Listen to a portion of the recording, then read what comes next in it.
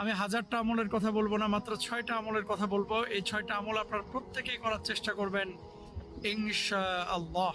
আসসালামু আলাইকুম ওয়া রাহমাতুল্লাহি ওয়া বারাকাতুহু। আহলান সাহলান মাহে রমাদান। আর মাত্র 3-4 দিন তারপরে রোজা আসছে।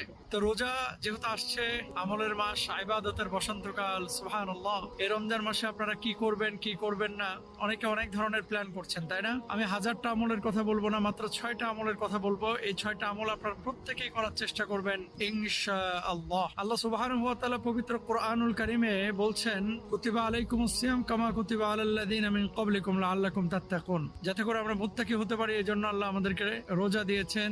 রোজা আমাদের উপরে ফরজ করেছেন যেভাবে পূর্ববর্তীদের উপরে করেছিলেন। তাকওয়া অর্জনের মাস। আর তাকওয়াটা কি? এটা ধরা যায় না, ছোঁয়া যায় না, এটা খাওয়া যায় না, স্পর্শ করা যায় না, এটা হচ্ছে হৃদয়ের অবস্থা। এই রমজানে তাকওয়া আপনি অর্জন করবেন, আল্লাহর ভয় হৃদয়ের ভিতরে নিয়ে আসবেন। নবীজি জবাব দিয়েছিলেন, আত তাকওয়া হা হুনা, তাকওয়ার